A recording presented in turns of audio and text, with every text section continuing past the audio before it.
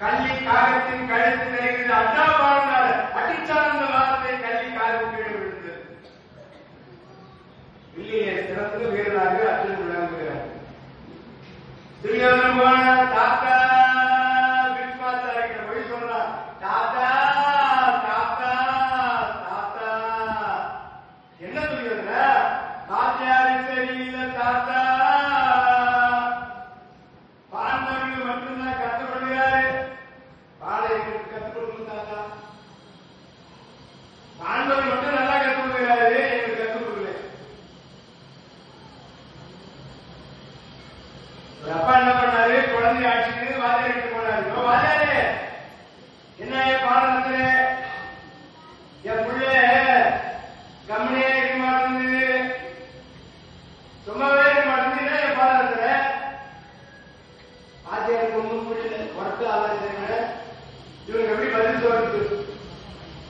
அப்பா கம்முனே இருந்தா அதுக்கு பேர் குழந்தை கிடையாது, எல்லாம் பண்ணாதான் அதுக்கு பேர் குழந்தை. என்னென்ன பண்ணி அது இழுக்கும், அது கட்டிக்கும், அது வாழணும் போடணும், அது சேட்டையெல்லாம் பண்ணாதான் குழந்தை. கம்முனே இருந்தா குழந்தையா அப்படின்னு சொல்லி சமாளிச்சாராம். துரியோதனன் புகார் பண்றான். அப்பதான் துரோணாச்சாரியார் அழைத்து, துரோணாச்சாரியாரே இந்த துரியோதனன் கம்ப்ளைண்ட் பண்றாரு, அது கொஞ்சம் பாடம் நல்லா கற்றுக் கொடுக்கும்.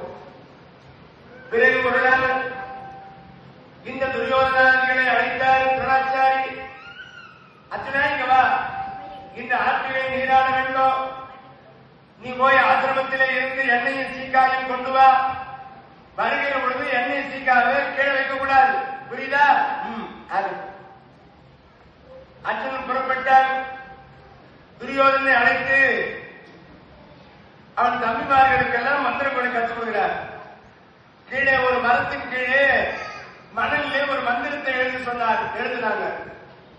துரியோதனன் வில்லை அப்படி கூட்டினார். இந்த கீழே இருக்கிற மந்திரத்தை சொல்லி அர்ஜுனத்தை அடித்தான் பானம். அந்த மந்திரத்தை சொல்லி அடித்த உடனே அந்த மனத்தில் இருக்கிற அத்தனை இலைகளிலும் ஒவ்வொரு துளை போட்டது. சரி சரி, எல்லாரும் அந்த மந்திரத்தை அழித்து விட்டு எல்லா ஆற்றுக்கு நீராட போல வாங்க அழைச்சிட்டாரு. எல்லாரும் போய் ஆற்றுல நீராடினாரோ, துரோணாச்சாரிய ஆற்றுல இறங்கினாங்க.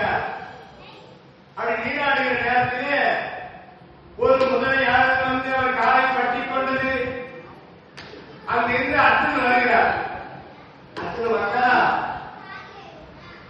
மரத்தை பார்க்கிறார். இலைக்கு ஒரு துறை இருக்கிறது. கீழே மந்திரம் பார்த்தால் எழுதி வைத்திருக்கிற மணலிலே அறவழியாக அடிக்கப்பட்டிருக்கிறது. உடனே அர்ஜுனன் சிந்தித்து பார்க்கிறார். ஓ, நாம் இல்லாத சமயத்திலே நம்ம ஆசிரியர் துரியோதனனுக்கு மந்திரம் கற்றுக் கொடுத்திருக்கிறார். இந்த மந்திரம் என்னவாக இருக்கும் என்று அந்த கீழே இருக்கிற அரவணையா இருக்கிற மந்திரத்தை இவர் எழுதி பார்த்தால் மந்திரம் வந்தது. உடனே எண்ணெயும் சீக்கிரக்காயும் மேலே தூக்கி எறிந்தால் வெளியே அம்பி பூட்டி அடித்தார். அந்த மந்திரத்தை சொல்லி இன்னொரு தொலை போய் இலைக்கு ஒரு தொலையா விழுந்ததா, ரெண்டு தொலையாயிடுச்சு. உடனே எண்ணெய் சீக்காவை கருத்தில் பிடித்துக் கொண்டு அங்கிருந்து இங்கிருந்து ஓடி வருகிறார். பார்த்தா துரோணாச்சாரியாரு ஒரு முதலை காலை பிடித்து தண்ணிக்குள்ள ஆழமான பகுதிக்கு இழுக்கிறது. என்னையை காப்பாற்றுங்கள், என்னையை காப்பாற்றுங்கள். எல்லா பிள்ளைகளும் போய் துரோணாச்சாரியார் கையை பிடிச்சாங்க. துரியோதன 104வது ஆளாக பிடிக்கிறாப்பா. முதல்ல அவனுக்கு பயம் வந்துச்சு. இந்த முதலே தண்ணிக்குள்ள இருக்குது. கரையில் இருந்து 104 பிள்ளைகள் எழுதுகிறாங்க. அர்ஜுனா அவரை காப்பாற்று, அர்ஜுனா முத்தி முனிதாயே நீர் படி தடந்துரையே, முத்தி முனிதாயினை நீர் படி தடந்துரை முதலை கவலுக்கதனலும் சித்திரது வீர பலந்தமரும் கையோடு சென்றருகு நின்று விடவே பத்தியில் விரைந்து பொதுவேயும் மழைக்க ஒரு பரவமிசை வந்த நெடுமால் கைத்திகிரி போல் கணையில் விசையன் அதனை பழைய கார்முதலையில் துணி செய்தான். சிறப்பான முறையிலே இப்ப அர்ஜுனன் ஓடி வருகிறான் பார்க்கின்றார். அர்ஜுனா என்னை